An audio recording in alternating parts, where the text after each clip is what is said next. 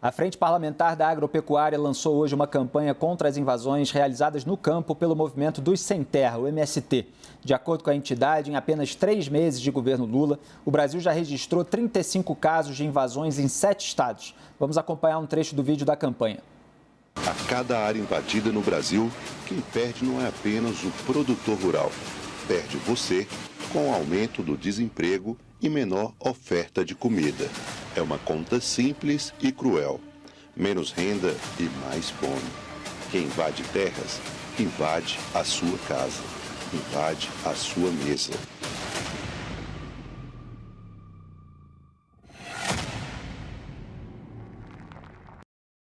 Integrantes do movimento dos Sem Terra fizeram um protesto hoje contra uma decisão judicial que garantiu a reintegração de posse de uma propriedade invadida na Bahia.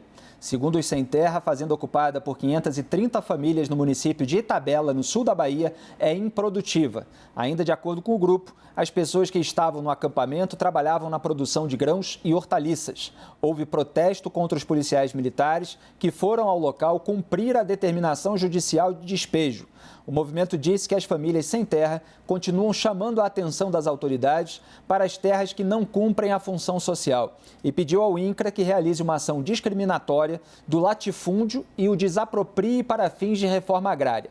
A gente lembra ainda que ontem, outro grupo de militantes dos Sem Terra invadiu 3 áreas pertencentes a uma usina na cidade de Timbaúba, em Pernambuco. Foi com essa invasão que o grupo deu início à jornada do chamado Abril Vermelho.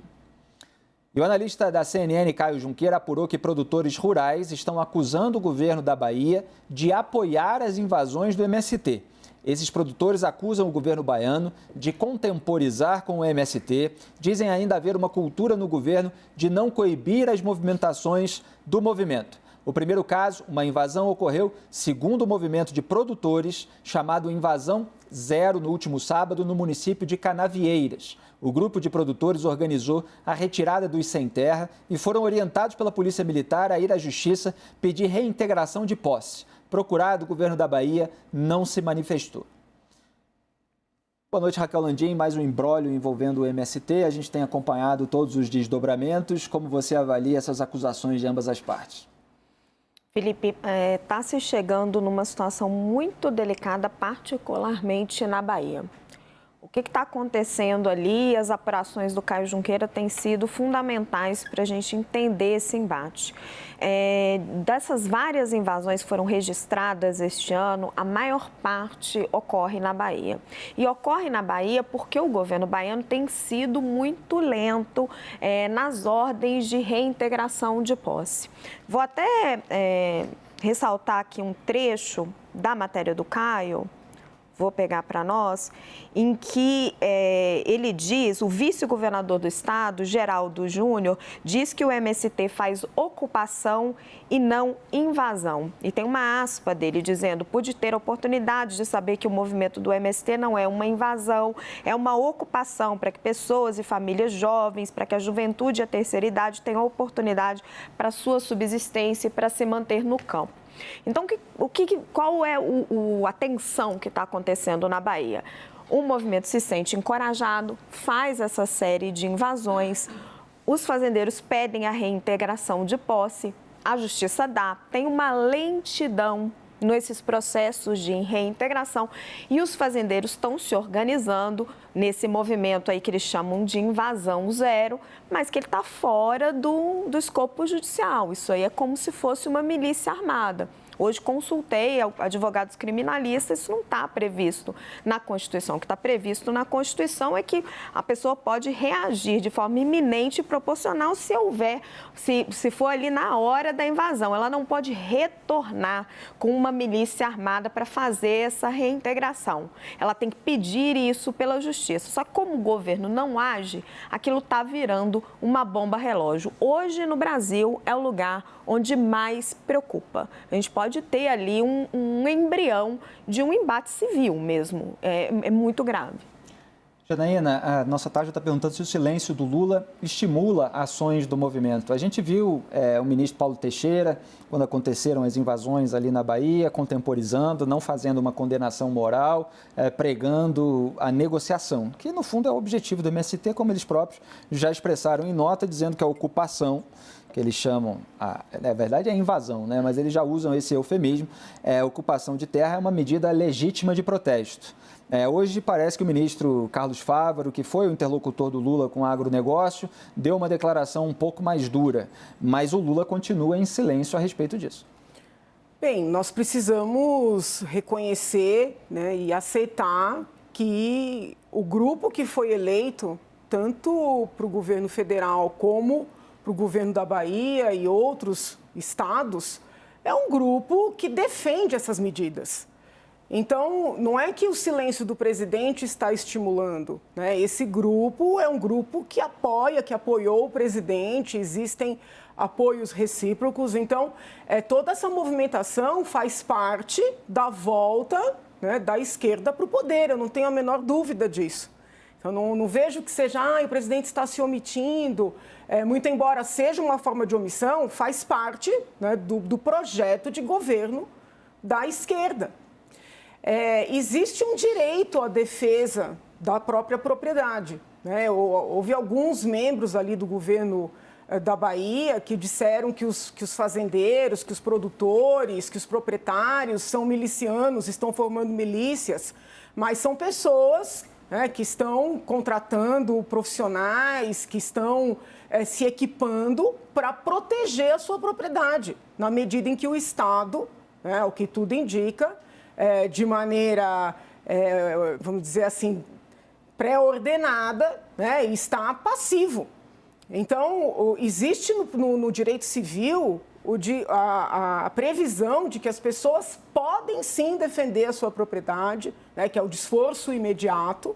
É óbvio que essas pessoas não podem sair da sua propriedade, vamos dizer assim, para querer efetivar prisões, para querer fazer buscas, não é isso. Agora, no perímetro ali da sua propriedade, as pessoas podem sim exercer o desforço imediato, né? Por óbvio, o ideal é que a justiça haja, mas existe um direito de proteção, de autotutela, né? Então, não é justo que, além da inércia dos agentes do Estado, né, além da inércia, que a gente pode avaliar como apoio até, haja uma condenação das vítimas. Então, isso é muito grave, né? Porque, além da inércia, as vítimas estão sendo tratadas como criminosas. Então, é uma inversão de valores. Eu sou sempre defensora do diálogo. Sou contrária a criminalizações coletivas, né, de dizer que quaisquer pessoas que estejam no movimento, quaisquer pessoas que estejam, eventualmente, até num protesto, numa manifestação, seriam criminosas, mas nós temos que tomar cuidado para não inverter também, né? E essas narrativas, elas são perigosas, elas vão ganhando força. E nós sabemos como é difícil, muitas vezes, quebrar com narrativas. E aí, daqui a pouco, as vítimas estão acusadas como criminosas. É que são duas coisas diferentes, né, doutora? E acho que a senhora pontuou bem. Assim, ninguém aqui está tratando vítima como criminoso. A pessoa tem o direito de defender a sua propriedade de uma forma, se tiver uma invasão iminente, de uma forma proporcional. O que eu mencionei uma vez perdida a posse da terra, você não pode montar uma milícia armada para voltar e retomar pelas próprias mãos, que é o caso na Bahia, onde estão se organizando esse movimento. Porque o movimento ele pode ter duas vias ali. Ele pode se organizar para defender, cada fazendeiro defender a sua propriedade, aí é legítimo. Agora, o que ele não pode, a despeito da inércia do Estado, e aí, infelizmente, vai caber processar o Estado, mostrar improbidade administrativa, voltar, uma vez perdida a reintegração de posse, e tirar com arma, com força, os invasores dali. Infelizmente, isso não está o desforço no imediato, ordenamento jurídico brasileiro. São duas coisas, são dois momentos diferentes. Aqui ninguém Peraí, quer só um fazer... pontinho, Raquel. O que você quer dizer quando você fala perdida a reintegração de posse? Que a reintegração de posse é decidida pela justiça. Não, O que você está falando é a invasão se consolida, aquelas pessoas ficam na propriedade... São dois momentos diferentes, Felipe. A pessoa está lá na sua propriedade. O MST vem para invadir. Ela tem o direito de se proteger de uma forma, sendo a invasão iminente e de uma forma proporcional. Então, ela tem o direito de impedir que aquela invasão aconteça. No momento em que ela perde a posse da terra, a invasão se consolida, ela é expulsa da própria terra. Ela tem que entrar na justiça para pedir a reintegração de posse e aguardar que a polícia militar faça isso. Ela não pode se organizar com outros proprietários, juntar ali uma milícia armada e fazer essa reintegração de posse pelas próprias mãos, a despeito de o governo estar sendo inerte, como é o caso da Bahia. Então, é grave o que está acontecendo na Bahia? É grave. Eles têm um problema ali, eles têm. Só que não pode ser feita justiça pelas próprias mãos. É preciso pressionar o governo da Bahia para que ele haja e realmente atenda o que a justiça está determinando que ele faça. Dê a reintegração de posse para os proprietários. Janaína, para concluir. O desforço imediato, ele existe como previsão legal, como defesa antes, mas também imediato. Então, se for imediatamente após o esbulho, após a retirada da posse, tem previsão legal. Agora, é sempre uma situação cinza, né? Sempre existe risco de interpretações. Então, eu tenho que tomar muito cuidado ao dizer isso, para que ninguém interprete que eu estou estimulando o que quer que seja, mas está na lei. Isso é direito civil. Né? O desforço imediato não é só antes, é imediatamente após o esbulho. Mas imediatamente, a senhora está falando o quê? 1, 2 dias? O que as pessoas que eu consultei disseram que... Ninguém sabe, a justiça vai decidir quando acontecer. É uma zona cinzenta, mas existe a previsão. E o que eu estou questionando é justamente nós utilizarmos essa terminologia milícia para as vítimas. Me parece injusto. A terminologia milícia foi utilizada por um membro do governo da Bahia, né, numa entrevista, numa manifestação. É uma narrativa, né? Não é uma narrativa justa. Tratar essas pessoas que são vítimas como milicianas não é algo justo. Então, assim, a questão do desforço imediato, ela é uma zona cinzenta, vai ter que verificar no caso a caso, mas existe a previsão dessa defesa, né, tão logo a retirada da posse. Um grupo que se organiza de forma armada, né, se organiza com armamentos para reagir a qualquer coisa que seja, é uma milícia privada. Isso não está previsto na Constituição brasileira. Isso não estou criando aqui uma narrativa. É a definição da palavra. E pontuando de novo, não concordo com o que está acontecendo na Bahia. Mas é preciso que não se estabeleça o caos no Brasil, colocar as coisas nos seus lugares. Só para fazer uma distinção aqui, né? A Janaína está falando de não criminalizar a vítima, quer dizer, não tratar a vítima como miliciana. Uhum. A Raquel, ela não está falando exatamente da vítima, ela está falando da hipótese de várias vítimas ou de uma vítima chamar outras pessoas, né, se juntar num grupo, num agrupamento, com armas para reagir. Quer dizer, isso não aconteceu nesses episódios dos quais a gente tem tratado nesse programa. Então, são duas coisas assim um pouco diferentes, mas claro que as observações estão aí na mesa. Para o risco, né? Se o governo Lula não toma medidas, assume a responsabilidade, inclusive política, se o governo da Bahia não sai da inércia e age conforme o previsto na Constituição e aciona a Polícia Militar, o que a gente está apontando aqui é para o risco de um verdadeiro conflito civil. O risco da tensão, da violência, do conflito civil. E, Joel, só para turbinar o seu comentário, a questão é a seguinte, invasores de terra, sejam eles membros do MST ou de qualquer grupo que for, que se juntam, eventualmente armados, com foice, seja lá o que for, para invadir uma propriedade e invadem essa propriedade e eventualmente até depredam o patrimônio privado, eles podem ser chamados de milícia também? É outra questão que se coloca. Se não for no sentido de grupo armado, sim, qualquer grupo armado nesse sentido mais genérico de milícia. O ponto é o seguinte, a gente pode discutir nas minúcias da lei o que pode e o que não pode. É uma discussão muito relevante quando os atos acontecem, né? Será que a força foi proporcional, por exemplo? Duvido que exista uma definição universalmente válida e clara do que é força proporcional em cada caso. Isso é definido, isso é decidido em cada caso. Será que foi imediatamente depois? O que é imediatamente? Bom, na falta dessas definições práticas, que só acontecem depois do fato, o que a gente tem é, quem é mais crítico dos fazendeiros que estão ali se organizando, vai dizer, olha, eles vão quebrar a lei, eles estão se organizando, eles vão usar da lei, eles vão fazer o que a lei não permite. Quem é mais favorável vai dizer, olha, não, eles vão se comportar estritamente dentro das 4 linhas da legislação, é essa a finalidade, temos que apoiar isso aí.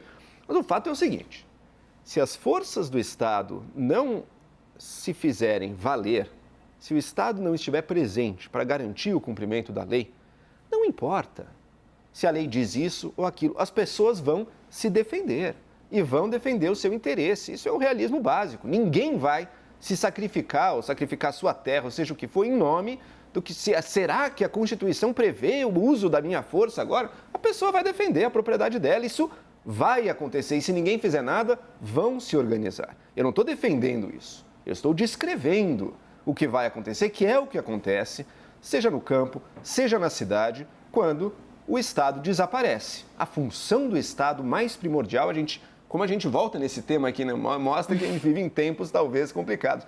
A função primordial do Estado é garantir, via a supremacia ou monopólio que ele tem dos meios de violência, garantir que a lei vai ser seguida. Você saiu disso, você vai ter cada um defendendo o seu interesse, a sua visão, o seu direito. É isso que a gente vai ter no campo, inclusive. Portanto, mais do que discutir se os fazendeiros estão certos ou não, eu acho que o importante é apontar. Essa discussão só está acontecendo porque o Estado está ausente. E esse é o resultado do Estado ausente. Ou seja, a responsabilidade está com o governo da Bahia e está, em menor medida, mas também com o governo federal, que, ao menos do ponto de vista simbólico, poderia estar se manifestando. E só trazer mais um elemento para o comentário do Hélio Beltrão, que o ministro da Agricultura, Carlos Fávaro, disse hoje que o homem do campo tem o direito de ter 1 ou 2 armas para se defender da criminalidade. Foi o comentário que eu citei agora há pouco ao fazer a pergunta para a Janaína. Vamos assistir a esse trecho e o Hélio comenta. É legítimo o homem do campo ter 1 ou 2 armas lá para fazer a primeira defesa, um pouco de munição, porque lógico, ele está a 50, 100 quilômetros da cidade, se ele ligar nos 190, dá tempo do bandido barbarizar, fazer o que quiser dentro da propriedade, roubar, bater, espancar, e não chegou a polícia ainda. Então, se a criminalidade tiver a certeza que lá no campo não tem nenhuma arma, a vulnerabilidade é certa e o risco do homem do campo é iminente. E o presidente também pensa assim. Agora também não faz sentido lá no interior de uma propriedade lá ter 100 armas, a R-15, a K-47, fuzil, não sei mais o que, para quê? Para quê? Então, equilíbrio. O homem do campo vai continuar tendo direito de ter 1 arma, 2, um pouco de munição. Mais do que isso é exagero. Hélio, o que é curioso é que o ministro Carlos Fávaro, ele não está falando do MST. Ele não cita diretamente o MST. Ele está falando em caso de assalto a uma propriedade rural distante dos postos policiais. E nesse caso específico, sempre houve maior consenso, eu aponto isso há muitos anos, em relação à possibilidade de posse de arma. Quer dizer, para propriedades rurais, distantes dos postos policiais, em que não há tempo da polícia chegar em caso de uma ocorrência criminal. E ele diz, inclusive, que essa é a posição do presidente Lula. Aliás, o próprio Ciro Gomes, durante a corrida eleitoral, defendeu essa posição, que haja a possibilidade de posse de arma para pessoas nessas condições. Agora, como é que fica o MST, que invade propriedades também? Quer dizer, o governo não tem uma posição clara. É criminoso de qualquer jeito, né, Felipe? Então, vale a mesma coisa. O fato é que essas invasões estão acontecendo, não aconteceram desde o governo Dilma dessa forma, estão acontecendo de forma sistemática nesse ano. O governo permanece em silêncio, então, portanto, ele dá um consentimento tácito a isso, ainda que não explícito. A gente viu o clipe aí da Frente Parlamentar do Agro, que é muito poderosa no Congresso Nacional e que, sem dúvida, vai ser uma força importante para o Lira tomar ação e instalar a CPI, que já tem as assinaturas necessárias, né, Felipe? Agora, essas invasões do MST, a gente já falou aqui antes, ela tem também um cunho político que é muito perigoso. Eles estão demandando cargos no INCRA. O INCRA, um órgão aí de Estado, que é, por sinal, o órgão que eu entendo que determina que propriedade é produtiva e que propriedade não é produtiva. Portanto, imagina um aparelhamento do INCRA com gente do MST, que nem CNPJ tem, que vai poder determinar, portanto, que propriedades são produtivas ou não. Isso é mais um aspecto a ser investigado pela CPI. O INCRA não pode ter nomeações de cunho político, na verdade de cunho autointeressado, por um movimento criminoso. Quer dizer, o crime vai entrar para dentro do Estado, é isso que está se propondo? Então, Felipe, outra coisa, eu acho que esse negócio de Abril Vermelho, que tem a ver com o que aconteceu lá em 96, em Eldorado de Carajás, que foi uma desastrosa intervenção da polícia, mas também ligado à questão de invasão. Quer dizer, eles estão invadindo para comemorar uma data muito triste de invasões, estão convidando mais violência. Como foi dito aqui, o proprietário de terra, ele tem o direito de se defender com uma, com duas, com 100 armas, se for necessário, a sua propriedade privada. E tem o direito de conter, porque houve um esbulho, usando força proporcional, como eu disse aqui, desde o primeiro dia, e foi considerado polêmico. Fico feliz que agora isso esteja sendo aceito, né? Mas tem o direito de remover esse esbulho usando força proporcional. Então, o que acontece? Se há um movimento sistemático, continuado, repetido de fazer invasões, você está aumentando tremendamente o risco de ter exatamente um episódio como o Eldorado de Carajás, como outros violentos que podem causar realmente algo letal, que é o que a gente quer impedir. Então, portanto, Felipe, as forças policiais têm que estar atentas, mas não são onipresentes, por isso que existe esse dispositivo na lei, de você poder se defender, né? As forças policiais, a justiça tem que estar muito presente, além da própria CPI, que pode investigar essas questões que a gente está mencionando aqui. A gente está indo para um caminho extremamente perigoso, o governo continua omisso e, na minha opinião, cada dia que passa com mais uma invasão, com mais uma tentativa, é um risco maior de vida para as pessoas. Eu não sei que grupo que tem salvo-conduto para cometimento de crimes a cada aniversário de um episódio em que foi vítima. Quer dizer, não é porque você teve integrantes que foram vítimas de um episódio, que precisa ser devidamente objeto de um processo com as responsabilizações e punições, que você tem essa licença para a cada aniversário daquele episódio invadir a propriedade dos outros. Quer dizer, há tolerâncias demais com esse tipo de invasão. E Joel abriu um sorriso aqui quando o ministro Carlos Fávaro estava falando. Eu queria lembrar que o Lula, durante a campanha, ele falou que o Brasil agora ia ser um lugar de mais livros e menos armas, etc. Os livros iam dar lugar às armas. Ele já foi criticado por ter dado aquela declaração que os livros de economia estavam superados. E agora a gente vê uma raridade, né, que é um ministro do governo Lula dizer que essa é a posição do presidente. Pelo que eu entendi, é a posição de ter arma no campo. O ministro está falando ali, olha, 1, 2, tudo bem. Acho que ele chegou até a falar 3, mas não mais do que isso. Quer dizer, aquilo que Jair Bolsonaro acabou flexibilizando demais, no sentido de permitir mais munição e mais armas de fogo, aí também não, mas ele chega a defender uma posição que não é comum nesse campo da esquerda. Irônico, você lembrou da fala do mais livros, menos armas, né? Estamos vendo um Brasil que, em alguns lugares, como ali na Bahia, está indo para o caminho do mais armas, né? Está indo para solucionar os problemas, terceirizando a violência para o cidadão e para o proprietário privado. O que esboçou meu sorriso ali, Felipe, é que mais de uma vez a gente fala, poxa, e o silêncio do Lula, né? O Lula não se manifesta. E daí, acho que, se eu não me engano, é a segunda vez já que o ministro da Agricultura se manifesta. Em todos os casos, manifestações, a meu ver, perfeitas, tá? Mas e ele atribui ao Lula, e o Lula e o presidente também pensam assim, viu? Só que a gente não ouve em nenhum momento do presidente realmente essa confirmação. Eu acho importante ressaltar, só para também finalizar meu comentário sobre esse tema, a gente viu aqui, por exemplo, a peça publicitária da Frente Parlamentar do Agro, perfeito, uma peça publicitária, óbvio que carrega nas tintas, óbvio que talvez tenha um exagero ou outro, mas isso é parte da comunicação política, eles estão defendendo o lado deles e estão defendendo o interesse deles. E aí que a gente tem que lembrar de uma coisa também, a gente tem que lembrar de algo chamado, e que é a profunda desigualdade de poder na sociedade. Como é que o agro, ou seja, os donos de terras, têm uma frente parlamentar tão poderosa, podem em dias fazer propagandas caríssimas, isso faz parte do jogo, eles têm, eles produzem, eles são ricos. E os trabalhadores rurais? E os trabalhadores que não têm terra? Eles não têm uma grande bancada no Congresso, é porque eles são menos pessoas? Não, não são menos pessoas, são inclusive mais do que o número de proprietários. Eles não produzem campanhas de publicidade caríssimas também, a toque de caixa, porque eles, enfim, são menos relevantes, porque o interesse deles não conta? Não, porque eles têm menos dinheiro, eles têm menos poder. A Frente Parlamentar do Agro está a qualquer momento, e não só eles, também os industriais, os grandes empresários, enfim, os poderosos do nosso país estão sempre a um telefonema de distância de quem quer que seja para defender os interesses deles. Os trabalhadores rurais, que a gente viu, às vezes estão em diversas situações que surgiram no noticiário recentemente, alguns reduzidos a uma condição de quase escravidão. Eles não estão a um telefonema de distância de ninguém. Eles não têm recursos para fazer campanha publicitária, para eleger seus mandatários, para eleger seus representantes. Essa é a grande dilema que se coloca. Quais as armas que eles têm? A gente está de acordo com uma coisa. Quebrar a lei, não. Invadir terra não pode ser o caminho. Por mais legítima que sim, é a demanda deles.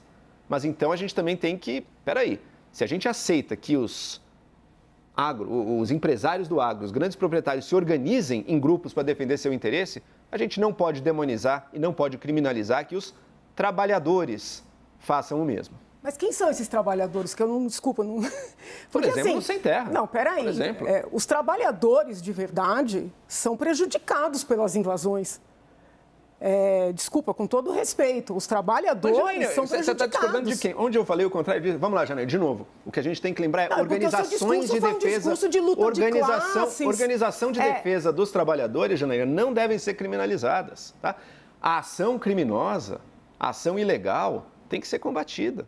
A gente está falando aqui, por exemplo, de uma CPI do MST para entender o que está acontecendo, quem está financiando, válido.